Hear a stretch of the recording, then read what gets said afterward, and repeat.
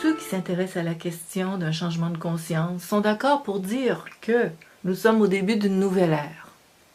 Sans parler à long terme, comment vois-tu les années à venir? Vous savez, moi, j'ai jamais été de ceux qui pensaient que le passage du fameux cap du 21 décembre 2012 allait changer radicalement la face de la Terre et de son humanité. J'ai toujours pensé que cette transition allait être quelque chose de progressive. D'ailleurs, elle s'est annoncée, je crois, il y a une trentaine d'années, et je pense qu'on peut encore attendre encore au moins sans doute 20 ou 30 ans à ce qu'elle soit réellement effective. Certains peuvent être déçus parce qu'ils s'attendaient à une espèce de saut quantique. Ça a circulé un petit peu partout dans le monde, sur Internet et à travers les livres, ce fameux saut quantique que nous ferions en 2012, le 21 décembre 2012 précisément. Mais je crois que c'est peut-être quelque chose qui a été mal compris. Effectivement, quand on passe par exemple de la nuit au jour, chaque matin, eh bien, il y a un moment qui est officiellement décisif. C'est le moment précis du lever du soleil, le moment où eh bien, le premier rayon officiellement pointe à l'horizon. Mais c'est pas pour ça du tout qu'il commence à faire clair. Il y a seulement quelques oiseaux, quelques espèces même d'oiseaux qui commencent à chanter dans l'obscurité. Pourtant, officiellement, c'est le jour qui commence. Bien, je crois que nous en sommes exactement là dans l'ère, dans la nouvelle ère qui se profile devant nous. En sommes à tous ces tout premiers rayons de soleil. Le jour était annoncé, le jour n'est pas encore là, sous prétexte que le 21 décembre est passé. Alors, je crois que c'est un bien d'ailleurs, et puis je pense que c'est tout à fait logique d'entrer dans la compréhension du fait que les métamorphoses ne se font pas comme ça, d'un jour à l'autre, et pas non plus d'une année à l'autre. C'est un très long processus. Vous savez, globalement, je crois que l'éveil de la conscience, que ce soit sur Terre ou ailleurs, que ce soit dans le règne humain ou dans tous les autres règnes, est nécessairement un processus d'accouchement progressif. De même que la présence de l'esprit sur Terre, dans notre humanité, eh bien, ne se fait pas d'une manière brutale. La révélation de la présence divine se fait toujours d'une façon progressive. C'est un processus de maturation. Alors oui, il y a des moments, évidemment, qui sont déterminants, et le nôtre, celui que nous venons de vivre, et celui que nous continuons de vivre, est un moment déterminant. Néanmoins, ce n'est pas le moment par lequel tout va se résoudre comme cela. Je crois que c'est facile à comprendre. Sinon, où serait notre libre arbitre? Où serait notre travail personnel de nous-mêmes sur nous-mêmes? Si c'est la nature qui nous dicte absolument dans ses cycles notre façon d'être et notre résonance intérieure avec le sacré, avec l'expansion de notre conscience et l'expansion de notre cœur, eh bien, où est véritablement notre mérite dans le fait de grandir intérieurement? Ça nous appartient, et je crois qu'il n'y a pas véritablement un moment très précis qui peut être fondamentalement le moment de notre renaissance. C'est pour moi quelque chose de très clair, et puis je crois que ça doit être quelque chose qui doit être de plus en plus clair pour la majorité d'entre nous qui espèrent vraiment grandir intérieurement. Il n'y a pas de coup de baguette magique qu'on vienne nous donner sur la tête, même s'il y aura certainement, dans les mois et dans les années à venir, des événements décisifs qui vont nous faire faire des bons importants dans notre prise de conscience. Mais ces bons importants, nous en avons déjà fait un certain nombre depuis, je dirais, depuis 30 ou 40 ans approximativement. Il y a eu des révolutions intérieures, des mouvements sociaux, des mouvements de pensée, des mouvements d'ordre spirituel également, qui nous ont fait accomplir des grands pas au-dedans de nous. Peut-être pas aussi décisifs que ceux qui nous attendent maintenant, mais c'est toujours le fruit d'une maturation. Alors comment est-ce que je vois les années à venir? Je les vois comme pleines de bouleversements de toute façon, des bouleversements au niveau terrestre, au niveau climatique, au niveau politique évidemment, au niveau économique aussi, parce que je crois que il n'y a pas que nous qui sommes en mutation, notre planète est également en mutation. Mais donc je les vois comme fait d'un certain nombre d'éclosions importantes. c'est par rapport à ces éclosions qu'il faut se préparer intérieurement. De là, cette fameuse expression de changement de conscience, d'expansion de conscience. Ça veut dire quoi? Eh bien, ça veut dire tout simplement qu'il nous faut nous préparer de plus en plus à être plus vrais, plus nous-mêmes, à faire tomber nos barrières mentales, à être de plus en plus aimants, tout simplement, pour en venir à l'essentiel et être capable de vivre un certain nombre de mutations qui sont demandées à notre espèce et à notre planète. Moi, je vois quelque chose d'extrêmement réjouissant. Réjouissant, ça ne veut pas dire nécessairement que tout sera très très drôle, parce qu'il nous sera demandé des efforts, mais ces efforts vont nous demander à nous d'en revenir vraiment à l'essentiel de ce qui compte, aux véritables valeurs humaines et au véritable sens du sacré. Et selon toi, Daniel, ce changement atteindra-t-il tout le monde ou seulement les plus sensibles d'entre nous? Je crois qu'on peut répondre de différentes façons. Je crois que d'abord, dans un premier temps, tout le monde nécessairement sera affecté sur la planète parce que les équilibres des sociétés, les équilibres de la Terre au niveau de son écologie concernent inévitablement tous les peuples. Donc je crois que personne sur Terre ne pourra nier, ne serait-ce qu'avec un tout petit peu de recul, qui se passe, ou qui s'est passé, ou qu'il est en train de se passer énormément de choses. Donc en ce sens-là, je crois que tout le monde sera conscient qu'on va aller d'un temps à un autre temps, même si officiellement il ne fait pas toujours bon ou il ne fera pas toujours bon de le dire, parce que ça sort d'une certaine pensée orthodoxe selon laquelle eh bien, il y a toujours eu des choses comme ça, et puis que de toute façon on va toujours retrouver l'ancien équilibre. Alors il y a, je crois, cette vision des choses-là, et puis il y a la vision des choses qui affectera les personnes d'entre nous qui sont les plus sensibles. Alors c'est toujours évidemment les personnes les plus sensibles, les personnes qui sont ce qu'on appelle en démarche intérieure, qui seront les plus forcément touchées par cela, mais pas touchées au niveau de leur, je dirais, bien sûr touchées au niveau de leur vie quotidienne, parce que tout le monde sera touché au niveau de la vie quotidienne, mais qui seront les plus touchés au niveau de leur cœur. Parce que je crois que comme je le disais tout à l'heure, l'être humain est en pleine éclosion. C'est une terre qui demande à être labourée, labourée, labourée. Et lorsqu'on s'est déjà ouvert à un certain labour dedans par nos vies antérieures et par ce que nous avons voulu réaliser ou être dans cette vie-ci, eh bien, on est forcément beaucoup plus sensible à la réception d'énergie de transformation.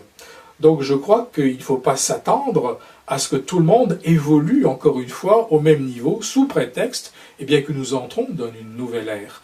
Je ne crois pas du tout à cette espèce d'uniformisation des consciences. Nous allons continuer à évoluer, je crois, chacun à notre propre rythme, mais d'une façon qui sera exponentielle et assez spectaculaire. Le changement annoncé sera-t-il forcé par le nouveau rythme vibratoire de la planète ou est-ce que ce rythme sera simplement une invitation à changer? Je crois qu'encore une fois, les deux réponses sont possibles. Vous savez, moi j'ai toujours eu la conscience, et ça m'a été confirmé par un certain nombre de perceptions, je dirais d'ordre mystique ou extrasensoriel, que j'ai eu au fil des années, mais la planète est véritablement un être vivant. Pas simplement au niveau de sa réalité écologique, mais au niveau de sa globalité. C'est un être vivant, pensant, qui éprouve, tout comme nous, analogiquement, bien entendu, évidemment, sur une échelle qui est totalement différente. Elle a son corps, elle a son âme, elle a son esprit. À partir du moment où cette planète entre en mutation, en raison d'un certain nombre de phénomènes et de cycles cosmiques qui nous dépassent complètement, on peut bien imaginer que si celle-ci bouge, elle nous force à bouger. Ne serait-ce qu'au niveau climatique ou au niveau de la stabilité de l'écorce terrestre, au niveau du niveau des océans, de l'état des calottes glaciaires, etc.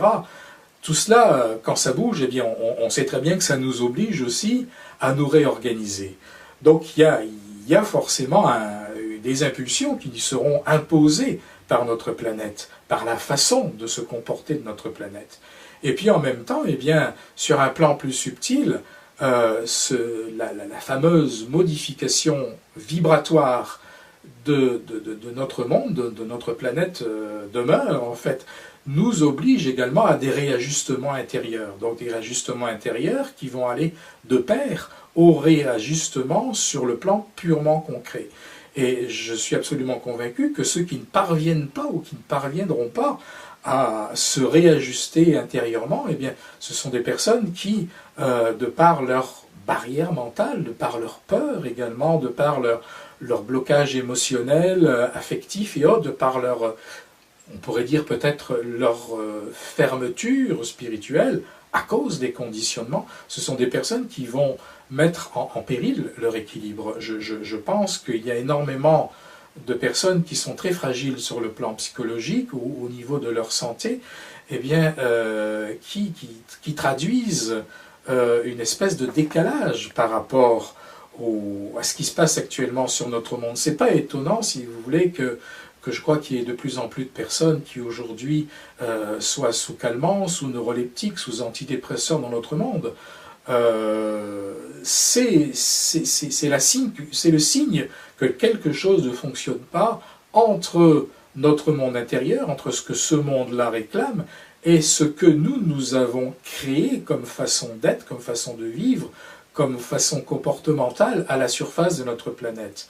Alors, ce qui nous est demandé, déjà depuis un certain nombre d'années, mais ce qui va aller croissant au niveau de la demande, eh bien, c'est cette nécessité de se réajuster, je dirais, de se syntoniser. Ça peut paraître, comment dire, un peu effrayant lorsqu'on annonce tout ça. Mais je crois qu'au contraire, il ne faut pas avoir peur de ces grandes modifications intérieures qui nous sont demandées. Il faut profondément s'en réjouir. Vous savez, ce sont des accouchements qui nous sont demandés. On ne peut pas éternellement être en état, je dirais, d'insatisfaction permanente ou quasi permanente comme notre humanité l'est actuellement. Il suffit d'écouter un petit peu partout les uns et les autres sur notre planète. Je ne crois pas qu'il y ait un pays actuellement où les êtres soient totalement heureux de ce qui se passe pour eux. On voit très très bien que on a besoin de changer, quelle que soit la culture, quel que soit le pays, quel que soit le climat. Moi, un peu partout où je suis allé dans le monde, eh bien, je me suis rendu compte que les gens avaient envie d'un changement. Et plus qu'envie, c'est un véritable besoin. Mais en même temps, si on leur parle de changement, on a l'impression que on nous répond, oh là là, mais non, il faut que ça continue à aller. Ne nous parlez pas de mutation de notre espèce, ne nous parlez pas de mutation de notre planète. Tout va redevenir à la normale comme avant. Mais ce comme avant, est-ce qu'on en était satisfait ? Je crois que personne n'en était réellement satisfait parce que c'était un comme avant, plein de conditionnements, plein d'un certain type d'autres souffrances, plein d'iniquités également. Donc il faut être un petit peu cohérent avec nous-mêmes. Nous ne voulons plus du monde des siècles et des millénaires passés, mais en même temps, c'est comme si nous craignions, nous avions peur que cela bouge. Alors il faut savoir, moi personnellement, je suis extrêmement heureux que les choses se mettent à bouger réellement, et je pense qu'il faut sourire à cela. Un accouchement, c'est quelquefois douloureux, effectivement, mais c'est à nous aussi de décider dans notre cœur, dans notre tête, dans notre mental, je dirais dans notre conscience, si nous voulons, c'est à nous de décider de quelle façon eh bien, cet accouchement doit avoir lieu. Plus nous allons nous réfugier dans des peurs, plus nous allons nous raidir, plus nous allons laisser nos émotions et je dirais nos réflexes basiques prendre le dessus, plus nous allons être en souffrance. Je crois qu'il nous est demandé un grand lâcher-prise, d'avoir confiance en fait dans ce que la vie, avec un grand V majuscule, qu'on peut appeler le divin aussi, eh bien, va nous proposer et commence à nous proposer de plus en plus explicite. Mais si on parle d'un enfantement, on parle d'un temps de grossesse. Mais oui, justement, ça fait un moment que nous sommes en état de grossesse. Évidemment, on est en état de grossesse depuis des millénaires, puisque notre conscience s'expanse. Sauf qu'arrive à un moment donné, eh bien les douleurs du travail se font sentir. Nous en sommes là actuellement. Chacun sait qu'une femme, avant d'accoucher, eh bien, éprouve une certaine tension intérieure, une certaine peur par rapport aux douleurs qui viennent, par rapport à l'inconnu si elle n'a jamais accouché. Nous en sommes là, nous avons déjà accouché dans d'autres temps, mais nous ne nous en souvenons pas, ou alors très très peu. Mais il faut aussi parler de la joie de la femme qui, une fois qu'elle a accouché, découvre son bébé. Ce bébé, dans le cas présent, c'est nous. Nous allons accoucher. Nous sommes invités à accoucher d'une autre partie d'elle-même, qui ne sera pas parfaite non plus. Hein. On ne va pas aller de tout petits êtres humains que nous sommes vers des maîtres réalisés. Ça, encore une fois, je le répète, il ne faut pas non plus se raconter des histoires. Mais on va pouvoir, nous avons l'opportunité aujourd'hui de passer véritablement, je crois, à une vitesse différente. Cette vitesse différente nous demande des efforts, nous demande un petit peu plus d'abnégation, un peu moins d'égoïsme, évidemment beaucoup plus de générosité, de lucidité aussi. Ça c'est extrêmement important, la lucidité. Je crois qu'on ne doit plus avancer en jouant la carte de la politique de l'autruche comme nous l'avons fait depuis beaucoup, beaucoup trop longtemps. On peut penser qu'on accouche finalement d'un nouvel être, une nouvelle façon d'être. Donc, c'est nous-mêmes qui sommes concernés, c'est nous qui devons accoucher de nous. Finalement, c'est un appel à quitter l'état d'enfant et à devenir des parents, puisqu'on ne parle pas de maître. Exactement, c'est exactement ça. Nous sommes appelés à accoucher d'un aspect de nous-mêmes, d'une forme de réalisation de nous-mêmes beaucoup plus importante. Et à chaque fois que nous sommes en souffrance, aujourd'hui que nous avons peur, eh bien c'est tout simplement parce que nous reculons intérieurement le moment de cet accouchement, alors qu'il suffirait d'un tout petit peu plus de lâcher prise et de dire tout simplement, eh bien d'une certaine façon, on peut s'adresser à Dieu, on peut s'adresser à la nature, on peut s'adresser à la force de vie en disant, eh bien, Seigneur, je m'en remets à toi, je me confie à toi ultimement. C'est à cela, moi, que j'invite tout un chacun également c'est à cela que j'invite tout un chacun aujourd'hui. Ça ne veut pas dire qu'il faille tout laisser aller, puis dire, de toute façon, il y a une intelligence supérieure là qui va tout résoudre pour nous, ce n'est pas cela. Nous devons faire ce qu'il faut pour être de meilleurs êtres humains, pour sentir un peu plus le sacré de la vie, pour rendre à la vie ce qu'elle nous donne. Donc ça demande des efforts quotidiens, ça demande un engagement quotidien, mais à un moment donné aussi, il ne faut pas que cela devienne une espèce de combat contre qui que ce soit et quoi que ce soit. Il y a aussi, eh bien, je fais tout ce que je peux. Et puis après, eh bien, la vie ou le divin, c'est où elle me mène, c'est où elle nous mène. Et même si les chemins paraissent un peu tortueux, eh bien, la destination, c'est comme je l'ai quelquefois dit, c'est toujours le soleil, et c'est le soleil de notre cœur essentiellement. Nous avançons toujours pour un meilleur, ultimement parlant. Alors Daniel, quel est pour toi le premier obstacle à franchir pour notre humanité dans son ensemble et à ceux qui disent croire et œuvrer pour ce changement? Bien, je crois que le tout premier obstacle à franchir, c'est l'obstacle de l'égoïsme. Je crois que nous sommes beaucoup trop nombreux aujourd'hui sur Terre à avoir des réactions complètement recroquevillées à partir de cet égoïsme fondamental que nous n'arrivons pas à quitter. Nous ramenons beaucoup trop les choses tout le temps à nous, à notre petit confort matériel, à ce que nous croyons, à ce qui fait notre affaire, et ce qui fait que nous bloquons très souvent, je crois, notre évolution, nos mouvements intérieurs, tout simplement parce que ce monde que nous connaissons et qui est le nôtre, en particulier notre petite cellule à chacun de nous, eh bien nous voulons que tout ça ne bouge pas trop. On est d'accord sur des grands principes la plupart du temps en disant il faut que le monde évolue, il faut que le monde soit meilleur, il faut offrir davantage à autrui, il faut plus de justice, plus d'équité, etc.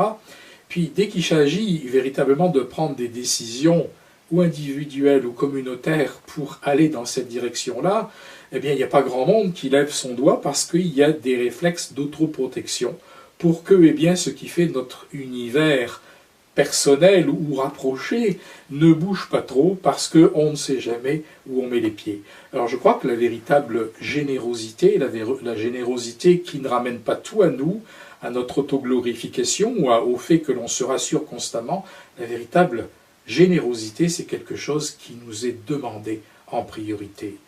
Même dans les milieux que l'on dit spiritualistes, je crois que il y a ce manque de force, ce manque de potentiel d'incarnation des beaux principes et des belles idées.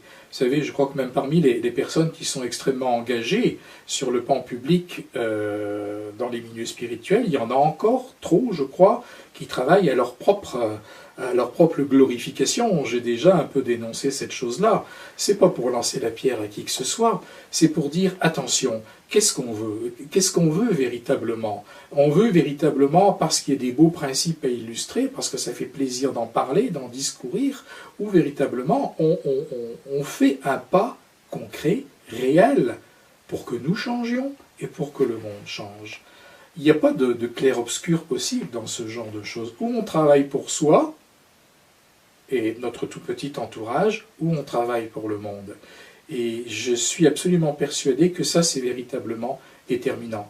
C'est vrai dans le monde, je dirais dans le monde de la spiritualité, globalement parlant, mais c'est vrai dans le monde en général, dans le monde humanitaire, dans le monde politique, où chacun, il va de ses grands principes, mais c'est de ça dont notre humanité, dans notre terre, souffre. C'est de ces espèces d'auto-mensonge, je crois que c'est le terme qui convient, qui fait que nous ne sommes pas véritablement lucides quant à la situation, quant à ce dont notre monde a besoin et quant à ce que nous voulons, nous. Nous voulons changer, mais c'est comme si on se disait en même temps, oui, mais pas à n'importe quel prix, parce que ça va déranger un petit peu mon confort. On en revient à la notion d'accouchement.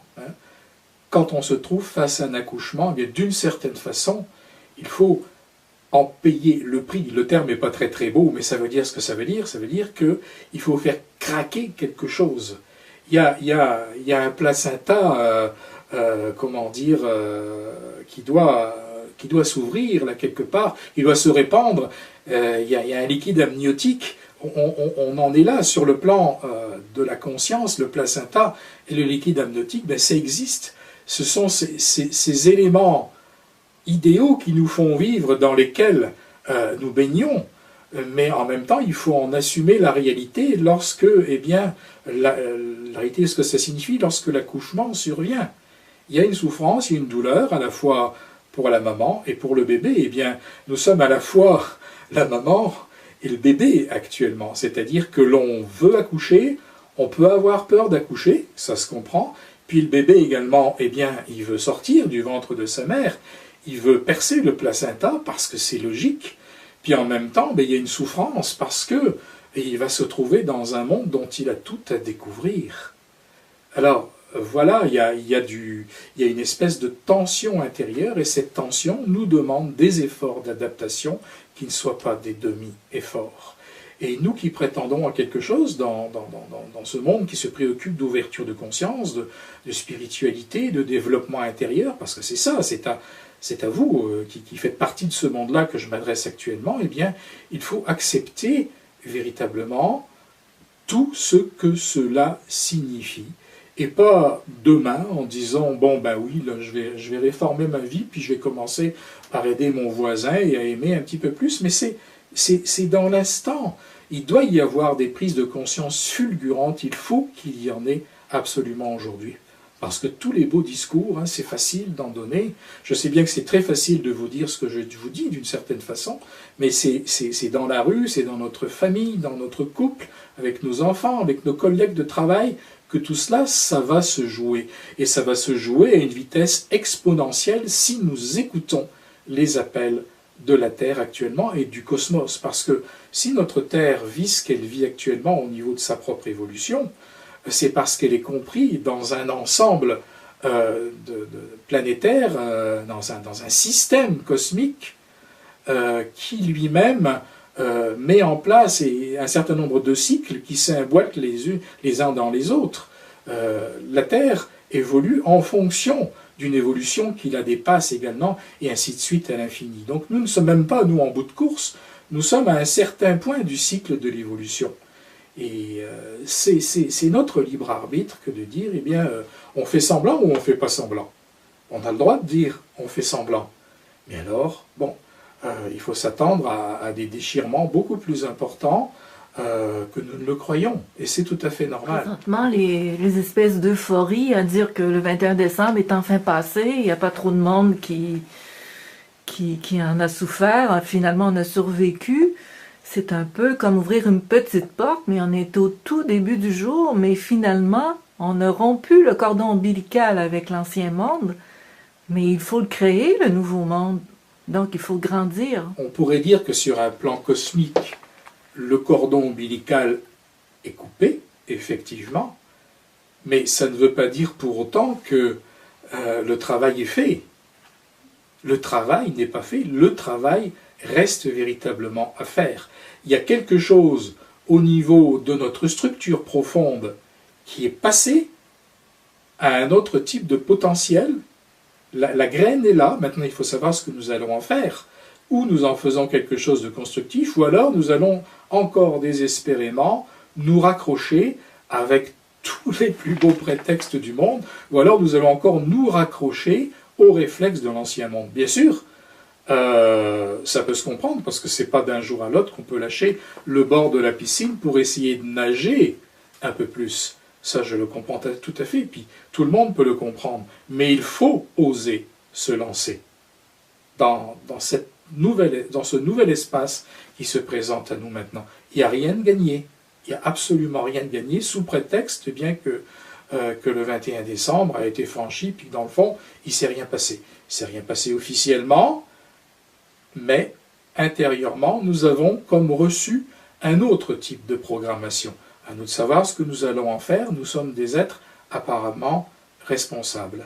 Et je crois que toutes les tricheries, tous les faux-semblants, tous les prétextes auront de moins en moins la vie longue dans cette nouvelle ère qui s'ouvre à nous maintenant. Je suis absolument persuadé que tout ce que l'on peut tisser comme karma, c'est-à-dire comme karma lourd à porter, je veux dire, même dans les petites choses, eh bien tout cela va nous être remis, restitué très très rapidement. On n'attendra plus des siècles et parfois des millénaires avant de récupérer ce que l'on aura semé, que ce soit en bon ou en moins bon. Je pense que ce monde que nous sommes en train de découvrir, que l'on va commencer à découvrir, va nous renvoyer de plus en plus rapidement à ce que nous avons semé. C'est un petit peu la caractéristique, je crois, de l'époque qui vient vers nous. Vous savez, j'ai souvent utilisé l'analogie du pendule. Pendant 26 000 ans, eh bien, nous avons été sur un mouvement de pendule descendant. Et vous savez que quand un pendule fait cela, eh bien, lorsqu'il arrive en bas de sa descente, de sa chute, si on veut bien appeler ça comme ça, eh bien, plus il est proche du point le plus bas, eh bien, plus le mouvement de déstructuration est rapide, de descente est rapide. C'est ce que nous venons de connaître avec ces dernières décennies. On avait l'impression qu'un certain nombre de choses se morcelaient, se déstructuraient, que tout perdait un peu sa valeur à un certain niveau, même s'il y a eu un certain nombre de progrès technologiques. Bon, mais les progrès technologiques ne sont pas nécessairement des progrès humains, c'est ce que je veux dire, et chacun le sait. Et voilà que nous sommes maintenant en bas de la descente du pendule, et eh bien, ce pendule, sous la poussée, eh bien, va remonter dans l'autre sens. Nous entamons une période de plusieurs millénaires, encore une fois, de nombreux millénaires, où on va remonter. C'est le cycle de la vie qui marche comme cela, c'est pas nous qui le décidons. Mais analogiquement, de la même façon que le pendule était descendu rapidement, eh bien il va remonter rapidement aussi, de par l'effet de sa poussée. C'est un phénomène de physique tout simple, ça. Donc là où je voulais en venir, c'est que eh bien, ce que nous allons semer eh bien, va nous revenir plus rapidement. Et dans tous les sens, en bien ou en moins bien. Parce qu'il y a ce mouvement du pendule qui remonte plus vite. Et plus on va aller vers la remontée, eh bien plus cette progression va aller en se ralentissant. Mais à l'échelle humaine, eh bien, ce sont des périodes qui sont effectivement extrêmement longues. Alors, cette période que l'on dit apocalyptique, aujourd'hui, eh bien, c'est justement cette période du bas de la descente du pendule. Ce n'est pas des périodes de fin du monde, on l'a bien vu, hein, c'est extrêmement clair. C'est des périodes de fin d'un monde intérieur et de fin d'un certain équilibre de la planète et de son humanité. Mais Apocalypse, ben, évidemment, on le sait, mais il faut quelquefois encore le répéter, parce que les vieilles idées sont tenaces, ça ne veut pas dire fin du monde, ça veut dire révélation. Révélation des choses fondamentales ou des choses qui nous affectent dans notre vie quotidienne et à quoi on a insisté depuis particulièrement en 2011-2012 sur le plan social, politique et économique, eh bien c'est à la mise en lumière d'un certain nombre de tricheries, de scandales, d'escroqueries, l'explosion de régimes autoritaires qui n'avaient plus leur place sur Terre. Ça, c'est la révélation. C'est la révélation aussi pour les peuples, eh bien, qui commencent à se prendre en main et à prendre conscience du fait qu'ils peuvent peut-être changer les choses dans leur destin. Tout ça, ça fait partie de la révélation. Alors, ça ne veut pas dire que la révélation, d'un jour à l'autre, ça mène à des choses extrêmement lumineuses et faciles à vivre, encore une fois, mais c'est un passage de porte. Et notre liberté, maintenant, eh bien, c'est de savoir comment nous allons passer ces portes-là. Quel est le type de lumière que nous voulons incarner? C'est pas plus compliqué que ça. La lumière, ça fait toujours penser je dirais, ça a toujours une connotation un petit peu désincarnée. Mais chacun, même les personnes qui sont athées ou qui se disent athées ou qui se disent agnostiques, savent très bien au fond d'elles-mêmes, dans leur cœur, ce que cela signifie, la lumière dans son principe. La lumière, c'est la joie, c'est la paix, c'est le bonheur, c'est ce dont finalement tout le monde a, non pas envie, mais besoin fondamental. Alors, crois-tu que des forces extérieures à notre planète vont intervenir dans cette mutation annoncée? Si oui, seront-elles décisives? Je crois qu'inévitablement, des forces extérieures à notre planète, appelons-les comme cela, on ne va pas dire extraterrestres parce que c'est un terme qui est véritablement galvaudé, je crois que mais des intelligences extérieures à notre planète, des frères ayant forme humaine et vivant dans d'autres mondes, je crois effectivement qu'ils vont intervenir et certainement que ce sera évidemment un événement décisif parce qu'il est certain que cela va frapper suffisamment les esprits humains pour se dire, eh bien donc, on n'est pas seul, il y a d'autres formes de vie. C'est comme un élément qui va faire sauter des barrières intérieures. Je crois qu'il va falloir qu'un certain nombre d'entre nous aussi apprennent à ne plus se laisser formater de façon négative par tout ce qui est du domaine de la vie extraterrestre. Vous savez, on nous présente toujours dans les films, eh bien, les formes de vie qui pourraient venir sur Terre comme des forces d'invasion. C'est pas ça du tout. Ce sont des forces éducatrices, enseignantes. Nous allons recevoir parmi nous, vraisemblablement, des grands frères, des amis qui, depuis des temps immémoriaux, eh bien, veulent nous tendre la main et nous enseignent.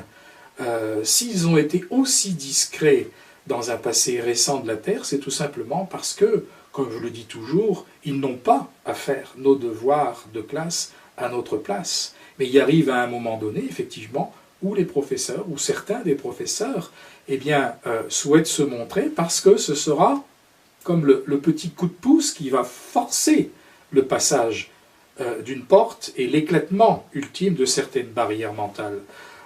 C'est pas pour autant que cela va résoudre nos problèmes, parce que ces êtres-là ne sont pas là pour réorganiser nos sociétés à notre place. Je crois qu'ils pourront, d'après les contacts que j'ai pu avoir avec certains d'entre eux, je crois qu'ils pourront nous montrer un certain nombre de schémas, de modèles, tout en étant, clairs sur le fait bien qu'il va falloir que ces modèles, nous les adaptions à nous, à nos personnalités, à nos sensibilités terrestres et à ce qui a été le passé de la Terre jusqu'à présent. Donc ces êtres-là vont être comme des poteaux indicateurs. C'est un terme que j'utilise depuis très longtemps, mais parce qu'il me semble, je crois, très très parlant, mais certainement pas comme des maîtres de sagesse qui vont nous prendre par la main, qui vont nous faire passer à travers une porte, une barrière de feu, et derrière cette barrière de feu, ça va être un monde idyllique d'un jour à l'autre.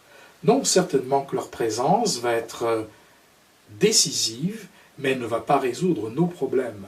Nos problèmes, ce sont des problèmes internes, de perception de la vie, de perception de qui nous sommes, de perception de la terre, de perception d'autrui. Et c'est tout cela qui est amené à, je dirais, à entrer en mutation profonde. Ils vont nous montrer un chemin, mais ils ne vont pas, certainement pas, nous prendre de l'intérieur et opérer un grand miracle sur nos consciences. Je ne dis pas que chez certaines personnes, ça n'aura pas cet effet-là, mais globalement parlant, il est certain qu'ils vont d'abord nous mettre devant nos responsabilités et devant des grands choix à faire. Moi, personnellement, je me réjouis de cette perspective et en même temps, je n'idéalise pas non plus cette perspective parce que j'ai toujours été absolument convaincu du fait bien, que les portes de sortie de nos problèmes, ce sont nos portes à nous et que nul autre que nous ne peut trouver, je dirais, la voie de la pacification.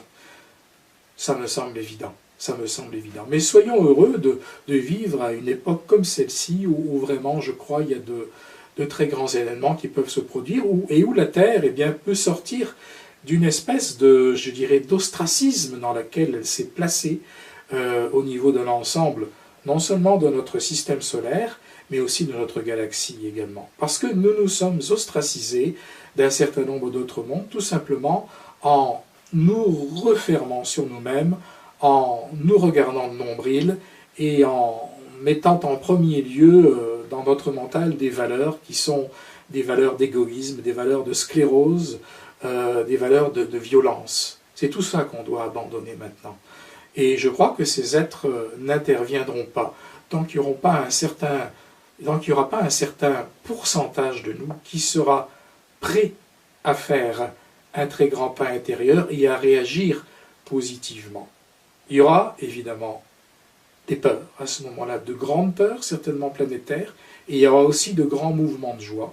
Il va falloir tout simplement essayer de rester bien stable et en dehors de nos émotions, lorsque cette révélation va être faite à l'humanité. Alors comment elle va être faite, cette révélation? Ça, c'est le point d'interrogation. Ça leur appartient, et je crois que cet effet de surprise, cette mise en scène, est-ce qu'on peut parler de mise en scène qui nous est préparée? Eh bien, la qualité de cette mise en scène va générer une qualité de notre écoute et de notre état de réceptivité. Comprenez bien que si on se met à leur place, c'est un très grand défi que d'ouvrir une porte comme celle qu'ils s'apprêtent à ouvrir. C'est pas du tout anodin. Si on prend par exemple les Frères des Étoiles, ils nous avaient annoncé qu'ils songeaient peut-être avec la Fraternité Galactique à apparaître sur les chaînes de télévision pour essayer de nous aider à mieux assimiler ou à intégrer ce qui va se passer. Alors, crois-tu que c'est toujours possible? Et s'ils apparaissent, ils ne feront pas que seulement apparaître. J'imagine quelques-uns vont rester parmi nous pour nous donner des modèles pour créer notre nouveau monde, des nouveaux concepts de création, d'intégration des nouvelles données selon le temps. D'après ce que j'ai pu comprendre d'eux, le schéma final, si on peut appeler ça final, le schéma de transition n'est toujours pas fixé. Il n'est pas fixé parce que il dépend aussi de notre libre arbitre, de notre attitude collective. Ils ne veulent pas, je dirais, se faire plaisir en disant, bon ben voilà, nous arrivons en tant que les sauveurs, et puis on va réorganiser vos sociétés. C'est pas ça du tout. Ils ne s'amusent pas à ce genre de choses. Ils mesurent constamment le pour et le contre d'une telle intervention, tout en sachant qu'à un moment donné, ils vont devoir nécessairement intervenir parce que c'est dans l'ordre des choses. Tout comme on découvre un nouveau continent, eh bien, nous sommes amenés à découvrir la vie dans d'autres mondes. Et ça ne fera qu'aller dans le mouvement de l'expansion de cette même vie, de la croissance de notre conscience. Maintenant, comment est-ce que cela va se faire? Ce n'est pas fixé. Ce n'est pas fixé et c'est bien. Je pense que c'est extrêmement bien parce que c'est toujours l'effet de surprise qui est, qui est générateur des plus beaux élans, je pense. Dans ce contexte de changement de cycle, certains parlent du retour du Christ ou de Maitreya.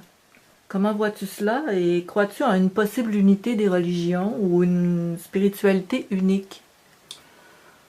Oui, c'est vrai que on parle depuis quelques décennies du retour de Maitreya ou du retour du Christ. En fait, les deux thèmes se confondent puisqu'ils parlent exactement de la même chose. En fait, on pourrait parler aussi du retour d'un maître de sagesse décisif qui viendrait mettre toute l'humanité d'accord. Effectivement, je pense que nous pouvons attendre à un moment donné l'apparition d'un maître de sagesse, d'un messager divin, on pourrait l'appeler prophète, effectivement, qui va répondre aux attentes d'un certain nombre d'entre nous.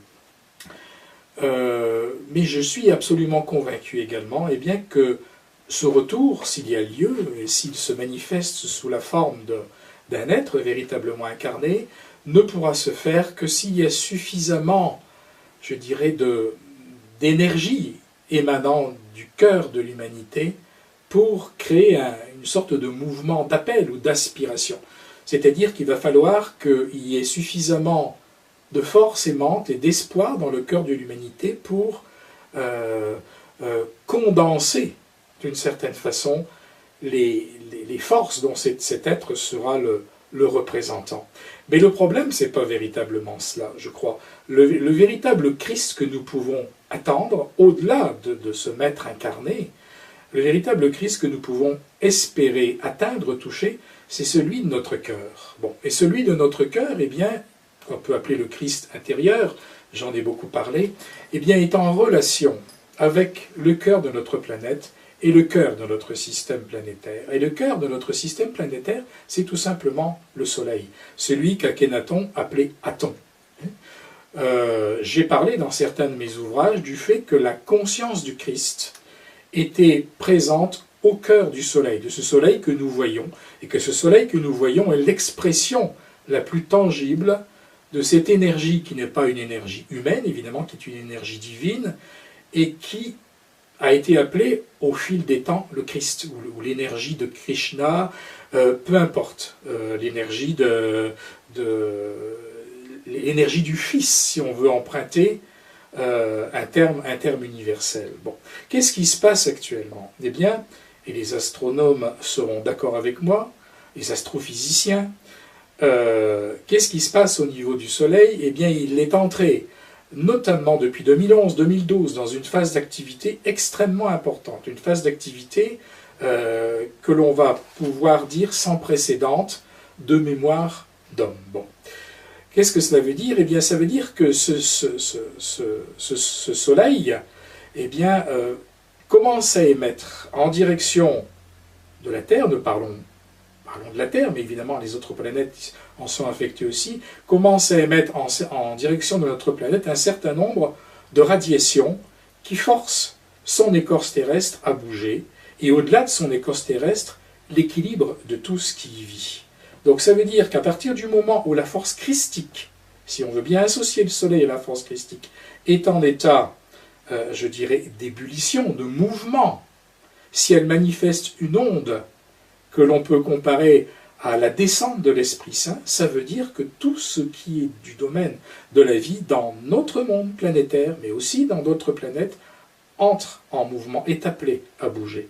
C'est ça la naissance aussi du Christ, tel qu'on peut la recevoir. C'est un mouvement solaire à tous les niveaux de la création. Alors pourquoi est-ce qu'il y a ces éruptions solaires actuellement? Eh bien là encore, les astrophysiciens nous donnent une forme de réponse dans la matière, tout simplement parce que du fin fond de notre galaxie, et moi j'ajoute du Soleil central de notre galaxie, eh bien arrive actuellement, je dirais, un nuage de poussière cosmique, d'énergie, qui est en train de traverser tout notre système planétaire et qui affecte actuellement la stabilité du Soleil. C'est-à-dire que si on considère le Soleil comme le Christ, c'est-à-dire la deuxième personne de la Trinité, eh bien ce Soleil reçoit une impulsion du Père. C'est comme ça que je comprends les choses. Aton, le Christ, c'est la même chose, retransmet une impulsion qui vient des fins fonds du cosmos et la retransmet sous la forme d'une onde de mutation l'Esprit Saint en direction de notre humanité. Attention, encore une fois, l'Esprit Saint ne veut pas dire que c'est l'illumination, on le voit bien, on le sait bien, mais ça veut dire que c'est une impulsion de changement. La descente de l'Esprit Saint, je suis désolé pour ce vocabulaire religieux, vous savez que mon vocabulaire n'est pas particulièrement religieux, toutefois, il y a des termes qui veulent dire ce qu'ils veulent dire. C'est la descente de l'Esprit Saint, c'est un réveil intérieur, c'est une stimulation de ce que nous avons de plus beau en nous pour un écartèlement, une expansion de notre conscience. Mais cet écartèlement de notre conscience, c'est un tremblement de terre en même temps. Ça ne veut pas dire que d'un jour à l'autre, et on revient à ce qu'on disait tout à l'heure au début de cet entretien, que d'un jour à l'autre tout est clair, tout est facile. C'est un tremblement d'âme. Dans les milieux dits spiritualistes, on a beaucoup parlé lors de ces dernières décennies, avec l'Inde qui est venue à la mode et ses concepts, du réveil de la Kundalini. Et beaucoup ont dit « Oh, moi je veux un réveil de Kundalini, je vais y voir clair tout de suite, je vais ascensionner tout de suite. » C'est pas ça du tout. La plupart du temps, les personnes qui vivent un réveil de Kundalini, lorsque ça se produit, et c'est beaucoup plus rare qu'on ne l'imagine, eh bien vivent dans les premiers temps un déchirement extrêmement douloureux de leur être.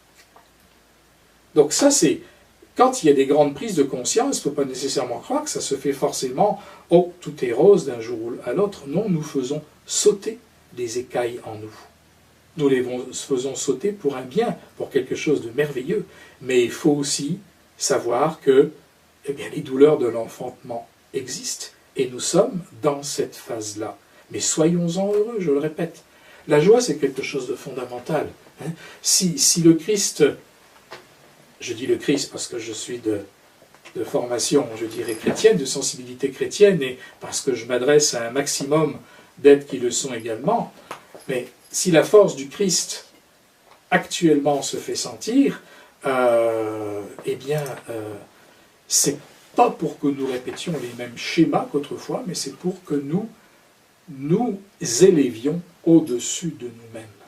Le jour veut la chandelle.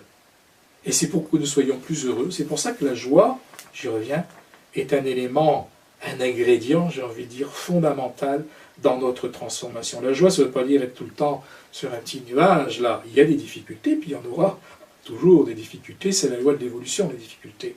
Mais la joie, c'est cette capacité que nous devons apprendre à voler de plus en plus au-dessus des nuages. Je sais que je me répète pour certains d'entre vous qui ont beaucoup entendu mes discours, mais la répétition, c'est ce qui fait entrer les concepts. Et il faut que nous assimilions un certain nombre de concepts, absolument. Nous réapprenons, je crois aujourd'hui, du moins c'est ce qui nous est demandé, un nouvel alphabet de vie. Concrètement parlant, qu'est-ce qu'il nous est demandé en 2013 ? Ce qui nous est demandé, je crois, c'est d'être vrai, d'être de plus en plus vrai, de ne plus jouer de comédie, qui que nous soyons, où que nous soyons, et quelles que soient nos responsabilités. C'est d'être authentique. Je sais bien que la formule peut paraître banale, plate, usée, puisqu'elle est répétée depuis assez longtemps. C'est même quelquefois un stéréotype. Mais c'est pourtant en elle, je crois que la solution peut se trouver, être vrai, et plus jouer la comédie de ce qui est vrai.